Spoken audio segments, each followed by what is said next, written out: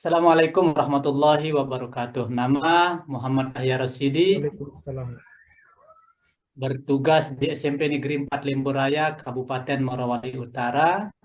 Saya berasal asli dari Lombok, Langlang Buana datang di Morowali Utara dan bertugas di SMP 4 Lemburaya dengan mata pelajaran PAI.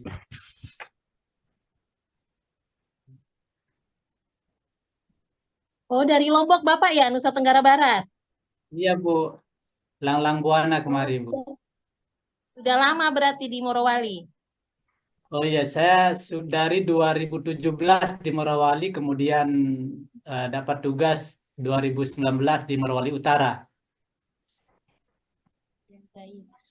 Oke, sudah berapa lama menjadi guru, Pak? Kalau PNS berarti sudah 5 tahun ya, 2019. Kalau honor mulai dari 2017. 2017 mulai menjadi guru honor, terangkatnya Honor mulai 2000. 2019. Oh, 2 tahunnya aja ya, Masya Allah. Berarti cepat ini. 19 Oke, Ibu. baik. Oh, 19. Berarti sudah berapa tahun itu, Pak? Sudah 8 9 tahun ya? 8 tahun ya? Oke. Baik, Pak Muhammad Ahyar, ya. Selama Bapak menjadi guru, ya, tentunya melewati berbagai macam proses, ya. Apakah itu bahagia, ya, suka duka yang kita lewati, tentunya itu sudah mewarnai sebagian daripada profesi kita sebagai seorang guru. Nah, kira-kira Bapak bisa bercerita sedikit ya, pengalaman apa yang paling mengesankan bagi Bapak selaku seorang guru? Silakan, Pak. Baik, pengalaman yang sangat bermakna bagi saya sebagai guru ketika eh, siapakah guru yang tidak menginginkan guru apa siswanya dapati dalam keadaan menjelaskan pintar, satu kali menjelaskan bahkan belum dijelaskan mereka sudah paham. Tetapi yang sangat berkesan bagi saya Ibu, ketika saya dapati ada beberapa siswa yang sulit sekali paham, kemudian dengan beberapa trik dan strategi yang saya lakukan dan pada akhirnya saya mendapati siswa itu dalam akhir pembelajaran ternyata memahami pelajaran itu. Itu yang membuat saya menjadi sangat bahagia, bahkan terkadang saya memberikan waktu di luar jam mengajar untuk memberikan pemahaman lebih untuk siswa yang apa kebutuhannya yang berbeda. Jadi ketika mereka paham, disitulah saya merasa sangat terkesan. Bukan berarti saya tidak bangga dengan mereka yang pintar, tetapi artinya luar biasa yang saya rasakan Ibu ketika ada siswa yang saya anggap sulit untuk memahami dan ternyata berakhir dengan paham. Itu yang bagi saya sangat terkesan sekali. Masya Allah. Oke, baik, luar biasa ya. Ternyata di luar ekspektasi kita ya, kita menganggap bahwa terkadang siswa itu tidak memahami, ternyata dia bisa memahami ya, luar biasa. Kira-kira selain itu kan sukanya ya, itu sukanya. Kalau dukanya ada tidak, Pak? Eh Menjadi iya, seorang guru. memang eh, eh, beberapa ya kalau saya tidak banyak sebenarnya kalau dukanya. Kalau lebih kepada dari atas sebenarnya. Kalau kepada siswa saya menganggap tidak ada duka kalau dari siswa. Yang saya menganggap beban itu yang dari atas. Banyak administrasi yang harus saya selesaikan, banyak hal-hal yang baru yang saya anggap kadang kadang tidak terlalu urgen tetapi harus untuk diselesaikan. Itu juga mengganggu saya untuk eh, full waktu saya untuk memperhatikan perkembangan peserta didik saya satu persatu. Eh, jadi yang saya anggap duka itu adalah beban dari atas, Ibu, beban dari pemerintah Oh, pusat. berarti bukan dari Bukan siswanya ya, berarti tidak ada masalah, tidak ada masalah dari dari siswa saya siswanya. anggap tinggal Welcome, it's dulu welcome. aman saja, Ibu. Ya, baik, Pak. Berarti profesi guru ini apakah memang dari panggilan cita-cita Bapak atau kebetulan menjadi guru? Karena ada beberapa orang menjadi guru itu bukan cita-citanya. Nah, bagaimana dengan Bapak sendiri? Apakah memang profesi guru ini adalah impian Bapak, cita-cita Bapak yang dari dulu ya, kesampaian, atau secara takdir ya, yang membawa Bapak menjadi guru tanpa itu dicita-citakan? Ya Alhamdulillah Ibu, saya termasuk bukan guru kebetulan, tapi yang kebetulan. Memang almarhum Pak saya menjadi guru ngaji, kemudian saya melanjutkan setelah beliau menghadap Sang Ilahi, dan itu pendidikan non formal. Kemudian eh, berlanjut, kemudian ditugaskan mengajar di Morowali. Artinya itu memang menjadi di keluarga kami itu menjadi hal yang eh, kami anggap sebagai bagian dari hidup. Kalau guru dengan murid atau proses pembelajaran itu bagian dari hidup kami lah Ibu di keluarga. Berarti keluarga besarnya pendidik ya Pak Ahyar ya. Orang tua guru juga? Bukan guru sekolah, haji. Oh, guru ngaji. Oke, Guru ngaji, baik dan ya. kakak-kakak saya juga menjadi guru ngaji, dan saya jadi guru ngaji juga. Kemudian berikutnya berbeda sedikit, saya menjadi guru di sekolah. Oke ya, baik ya. Sekarang tentunya Bapak sudah paham betul ya, kalau kita menjadi seorang guru berarti kita harus memiliki banyak perbekalan yang harus kita punyai atau yang harus kita miliki ya. Nah, terkait dengan profesi kita sebagai seorang guru, kita dituntut harus memiliki yang namanya itu kompetensi ya. Ada 4 macam ya kompetensi yang harus dimiliki oleh seorang guru. Silakan Bapak jelaskan secara gamblang ya profesi kompetensi apa saja itu yang harus dimiliki oleh seorang guru yang profesional. Silakan. Ibu, yang saya pahami tentang kemampuan atau kompetensi yang harus dimiliki oleh guru profesional itu, eh, yang pertama tentunya kompetensi pedagogik. Bagaimana eh, guru itu, bagaimana guru itu memahami materi ajarnya dengan baik. Nah, jadi bagaimana bisa mengajar siswa kalau seorang guru itu tidak paham dengan materi ajarnya. Nah, itu yang pertama, kompetensi pedagogik guru itu harus memang betul-betul mantap dengan komprehensif dengan segala eh, lika-likunya lah. Jadi dia betul-betul harus kompetensi pedagogik harus ada pada guru itu. Kemudian yang kedua, kompetensi personal atau kompetensi pribadi. Bukan hanya guru itu harus pintar terhadap diri ajarnya, tetapi juga harus pintar bersikap, bersikap sabar dengan siswa yang barangkali membutuhkan perhatian lebih, sikap sabar menjalankan tugas hari-hari, setiap hari datang setiap pagi, pulang jam 1, jam 2, itu juga kompetensi kepribadian harus ada. Kemudian yang ketiga, yang tidak kalah pentingnya selain kompetensi pedagogik dan kompetensi personal atau kepribadian itu, ada kompetensi sosial. Bukan hanya sabar, bukan hanya pintar, tetapi guru itu dituntut juga mampu bersosial, mampu berbicara baik dengan mampu berbicara baik dengan rekan guru, berbicara bagus dengan komite, tentunya bersosial dengan masyarakat yang ada, masyarakat sekolah minimal seperti itu, masyarakat secara umum maksimalnya. Kemudian yang terakhir itu kompetensi profesional, cakap dalam mengajar.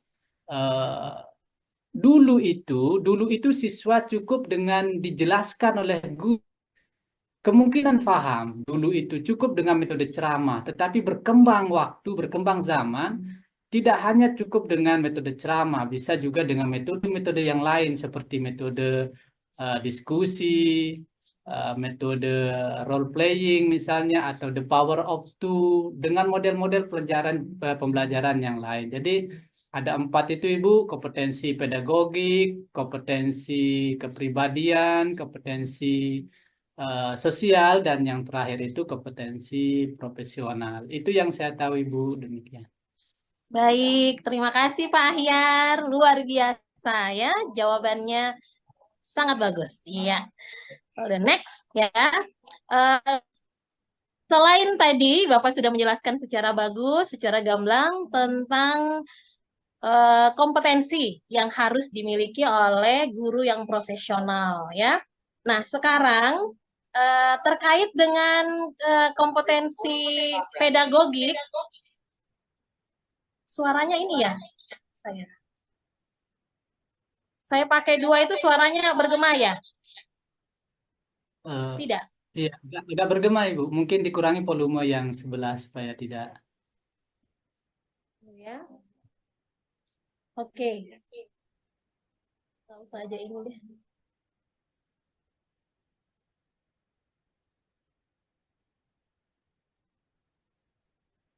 Ya. Eh,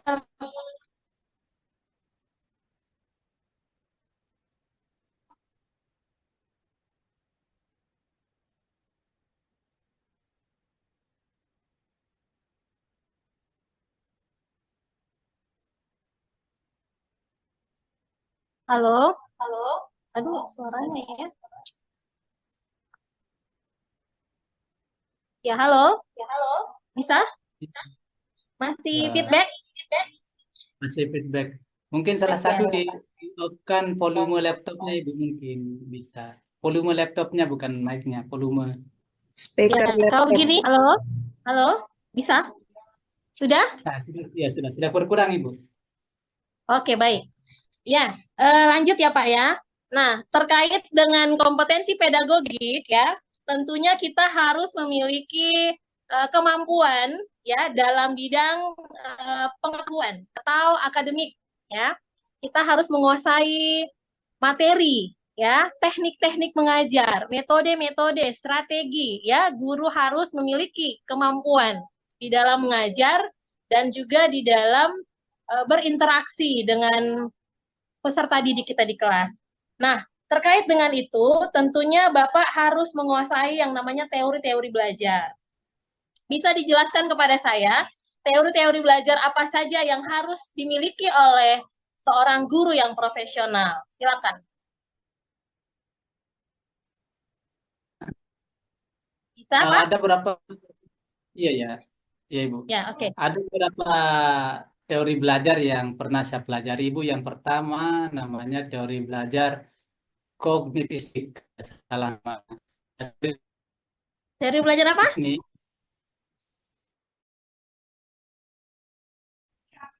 kognitif. Teori belajar apa, Pak? Teori Kognitif? kognitif. Kurang jelas suaranya. Kognitif ya? Kognitivistik, iya, kognitivistik. Tidak, bukan. Tidak ada kognitivistik, tidak ada. Ya, kognitif saja. Teori kognitif. Kognitif. Oh, iya ya. Perihal teoretik kognitif. Ya, oke, silakan. Oh Kognitif. iya. Iya, kognitif itu suatu pendekatan yang menurut saya lebih mengedepankan pengetahuan. Eh, Pengetahuan ada perubahan apa istilahnya? Ada pengaruh stimulus di situ, ada stimulus dan respon. Nah, jadi lebih menekankan kepada pengetahuan. Kemudian ada yang kedua yang saya ingat, teori konstruktivistik kalau tidak salah Ibu. Konstruktivistik. Eh, Sebuah teori yang mengedepankan lebih menekankan kepada membangun pengetahuan siswa itu dengan eh, student center, lebih eh,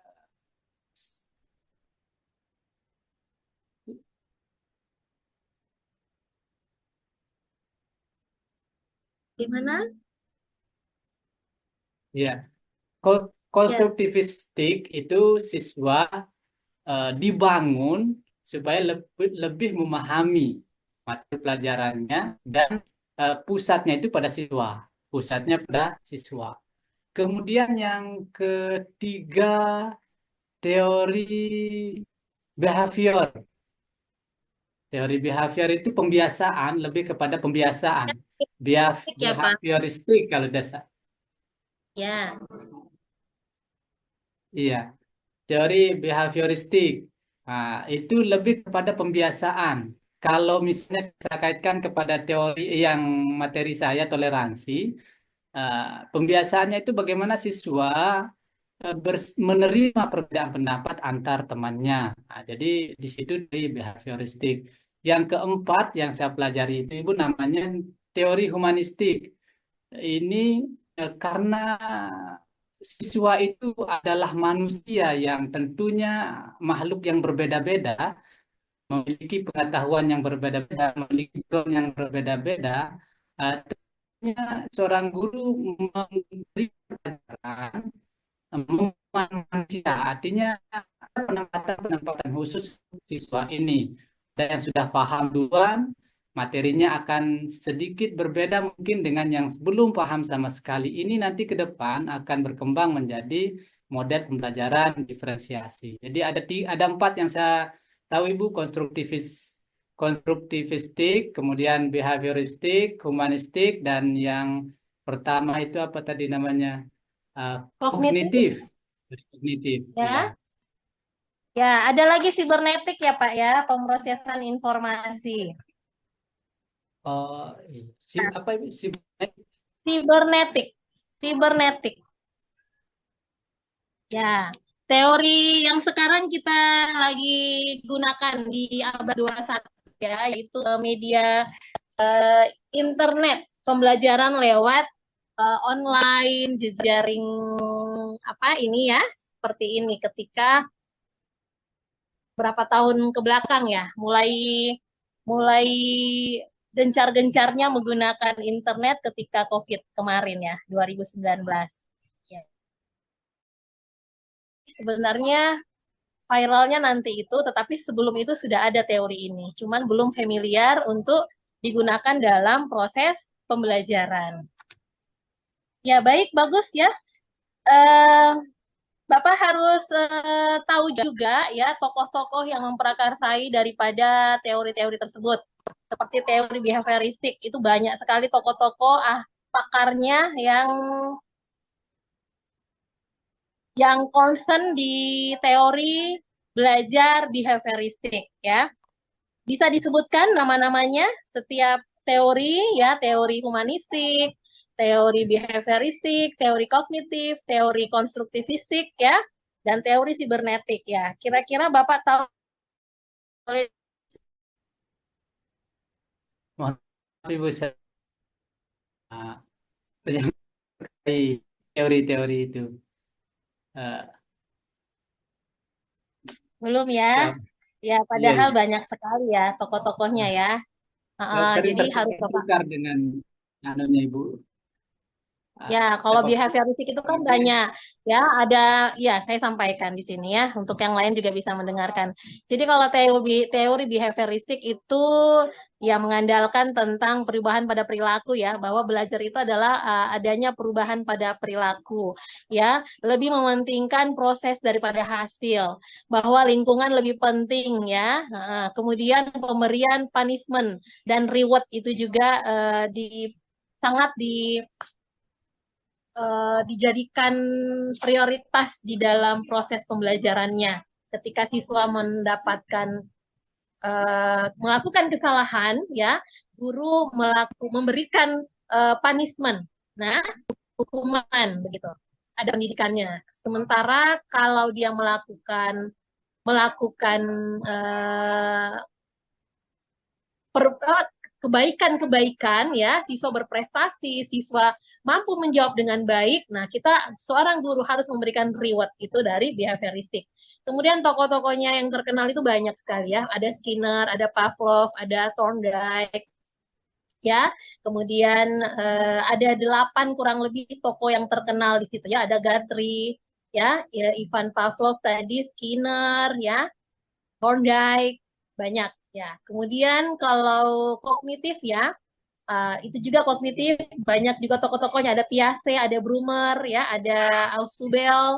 Nah, humanistik yang terkenal adalah Abraham Maslow, ya, pernah dengar dengan teori need-nya. Nah, kemudian teori konstruktivisme juga banyak ya. Nah, Bapak selaku seorang guru, kira-kira teori mana yang menurut Bapak itu yang sering Bapak gunakan di dalam proses pembelajaran?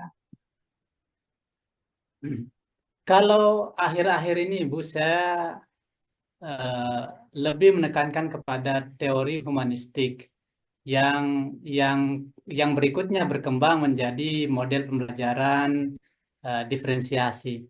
Karena mengingat siswa itu memiliki tingkat pemahaman yang berbeda-beda setelah di asesmen diagnostik, tetapi ada juga siswa yang pemahamannya dia sudah paham tentang materi toleransi atau materi sholat. Ada juga yang belum sama sekali bisa sholat. Jadi itu berbeda-bedanya manusia, siswa kita ini, maka di situ saya lebih suka pendekatan menggunakan teori humanistik itu, Ibu. Penekanannya teori humanistik itu pada apa, Pak? Penekanannya? Eh, Pertama, pada aspek pengetahuannya, Ibu. Ada yang berbeda-beda tingkat pengetahuan siswanya. Supaya artinya supaya akhir dari pembelajaran itu siswa sama-sama paham. Tetapi dengan cara yang sama untuk dijelaskan, kemungkinan siswa tidak akan paham. Itu yang pertama. Yang kedua, aspeknya cara penjelasannya atau prosesnya. Perbedaan pada prosesnya. Ada yang siswa yang suka merangkum, cukup dikasih buku, dia sudah bisa merangkum. Ada juga siswa yang butuh dijelaskan secara lisan.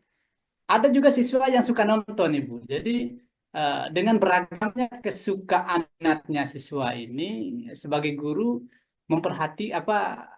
menilai ini manusia ini beda-beda. Jadi perlu saya memperlakukan dengan cara yang berbeda-beda. Humanistiknya di situ, Ibu, menurut saya. Baik, ya, baik. Jadi humanistik itu Pak, guru itu sebagai fasilitator, ya. Ini teori apa psikologi banget. Jadi dia menyelami perasaan siswa, memahami kebutuhan-kebutuhan siswa. Apa sih yang dimau oleh siswa? Jadi guru tidak terlalu memaksakan kehendaknya kepada siswa. Jadi guru itu dia bisa, itu intinya ya. Jadi dia bisa berperan sebagai fasilitator, ya, dia tidak memaksakan kehendaknya lebih daripada siswa sesuai dengan kemampuan siswa. Karena humanistik itu kemanusiaan dia di situ ya. Oke, baik. Selanjutnya, sudah berapa pertanyaan tadi? Nah, di dalam ya, di dalam kurikulum Merdeka Belajar ya, eh, tentunya kurikulum Merdeka Belajar ini berbeda dengan kurikulum sebelumnya.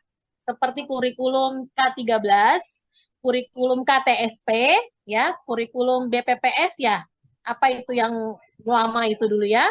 Nah, kira-kira menurut Bapak, ya, silakan memberikan argumentasi mana kurikulum yang paling tepat ya untuk digunakan sesuai dengan kebutuhan peserta didik saat ini. Kira-kira kurikulum mana yang paling dirasa cocok menurut Bapak? Silakan. Baik, selama saya mengajar ada dua jenis kurikulum yang saya dapat, Ibu. Ada dua jenis kurikulum selama saya mengajar. Ada kurikulum 13 dengan kurikulum kalau saya menganggap yang paling cocok begini dulu.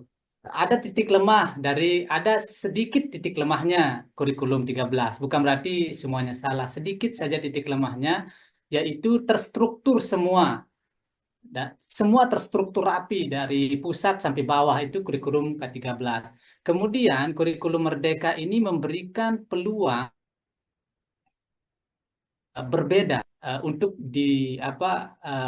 yang dari pemerintah itu CP saja yang dari pemerintah yang harus tuntas CP. Tetapi untuk mendapatkan CP itu diberikan kebebasan guru. Jadi di sini menutupi lubang kelemahan sedikit dari kurikulum 13 itu. Jadi kalau yang mana lebih cocok tentunya untuk sekarang ini menurut saya lebih cocok itu ya kurikulum Merdeka. Karena penyesuaian dengan lokasi, penyesuaian dengan geografis, sekolah, lingkungan. Uh, Kalau dulu misalnya materi zakat, kalau di Lombok mungkin materi zakat padi itu layak untuk dibahas. Tetapi kalau di tempat saya karena panennya sawit dan karet, maka tidak pas kalau saya paksakan untuk memahami zakat padi sekalipun memang harus paham, tetapi penekanannya pada materi-materi zakat yang lain. Jadi menurut saya yang lebih tepat untuk sekarang ini adalah kurikulum Merdeka. Begitu Ibu yang saya pahami. Oke, baik. Terima kasih ya atas jawabannya. Ya, oke. Ya, selanjutnya ya. Silakan Bapak jelaskan ya. Jelaskan tentang modul P5 PPRA dan perangkat pendukungnya. Silakan.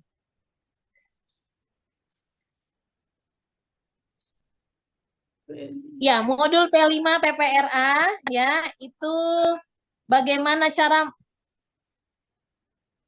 menjabarkannya di dalam perangkat pembelajarannya. Modul P5 yang dibuat tugas sebelumnya Ibu maksudnya? Iya, Bapak membuat dalam modul yang Bapak buat ya, terkait dengan P5 PPRA itu seperti apa, Pak? Eh, Kalau modul P5 yang saya buat itu mengambil tema suara demokrasi. Suara demokrasi, kemudian suara demokrasi ini bertepatan dengan pemilihan ketua OSIS di sekolah.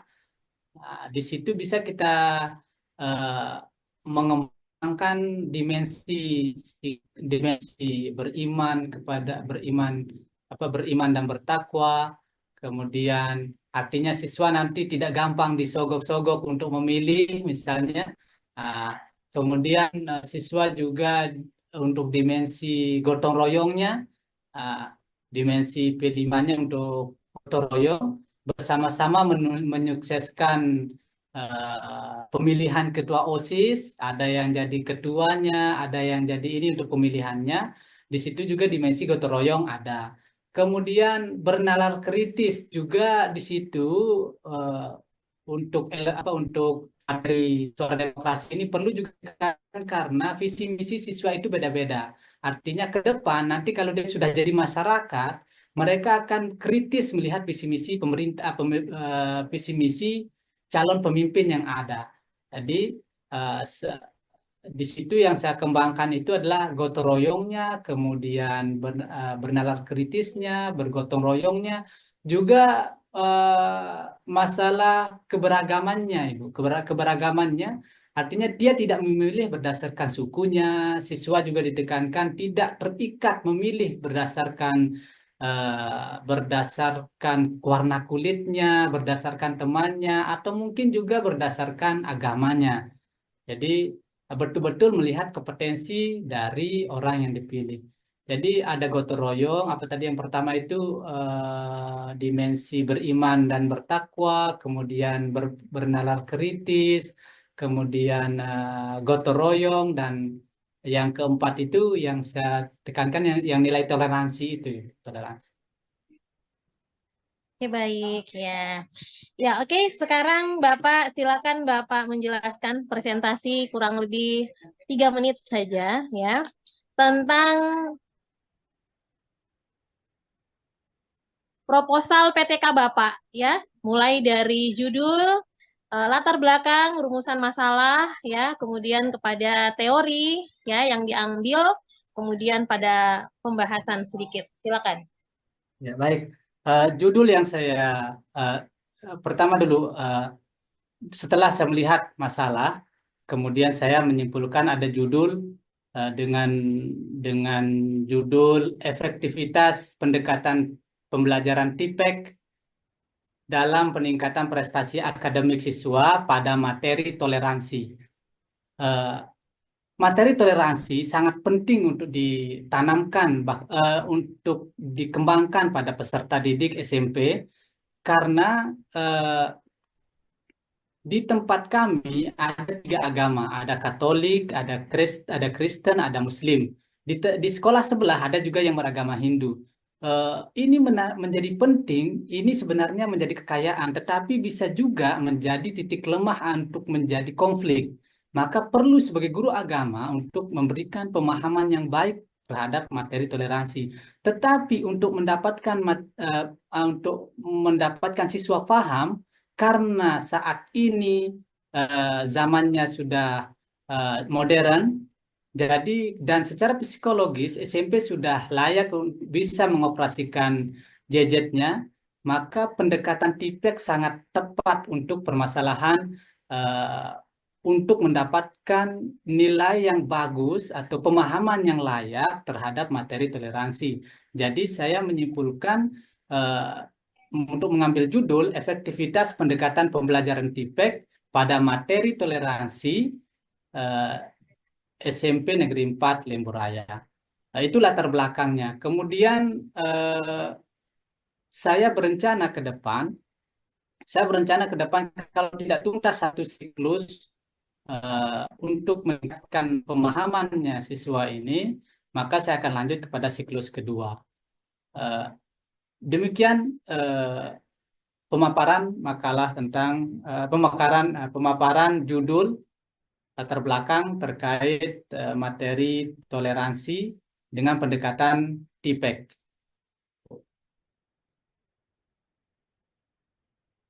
Mohon izin Ibu, mic-nya Ibu.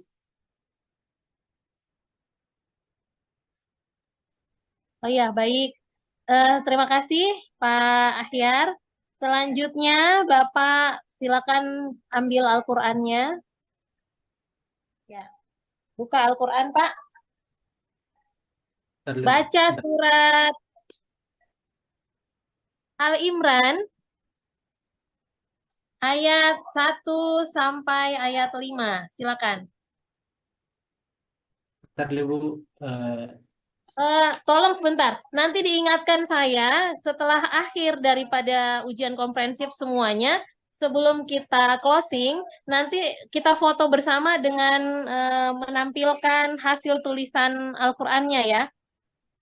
Tadi sempat saya lupa, jadi dijapri satu-satu. Nanti seperti itu tolong diingatkan ya sebelum saya tutup. Oke, silakan Bapak membaca surah Al-Imran ayat Ayat 1. 1 sampai ayat 5. Silakan. أعوذ بالله من الشيطان الرجيم. بسم الله الرحمن الرحيم. ألف لام ميم. الله لا إله إلا هو الحي القيوم.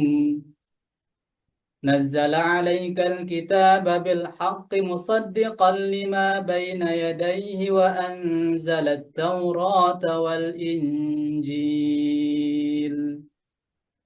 من قبل هدى للناس وأنزل الفرقان. إن الذين كفروا بآيات الله إن الذين كفروا بآيات الله لهم عذاب شديد والله عزيز ذو انتقام. إن الله لا يخفى عليه شيء في الأرض ولا في السماء. صدق الله العظيم.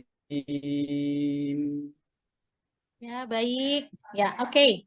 Terima kasih ya atas bacaan Al-Qur'annya ya. Saya menilai bacaannya cukup bagus ya. Mahrajnya bagus, suaranya juga tartilnya, murotalnya juga bagus Pak ya. Alhamdulillah. Jadi orang Lombok biasanya itu memang luar biasa ya. Saya dari Bima Pak. Oh, Kalau saya dari santun. NTB juga, dari Bima. Ya, Santun. oke. Saya juga orang Baik. Lombok, Ibu. Siapa? Ibu Fatma. Ibu Syahraini. Oh, Ibu Fatma. Oh, Ibu Syahroni orang Lombok. Oh, Masya Allah. Iya, iya, iya, ya. Kita satu pulau ya. Dari Nusa Tenggara Barat, cuman beda kabupatennya. Jadi orang Bima sama Lombok itu hampir serumpun itu. Pandai-pandai ngaji kalau dari sana ya. Orangnya kuat agamanya, insya Allah. Ya, oke, Amin. baik. Iya, ya oke nanti ditulis sebagus-bagusnya Pak ya. Terus nanti kita foto nanti di Japri kirim ke saya juga.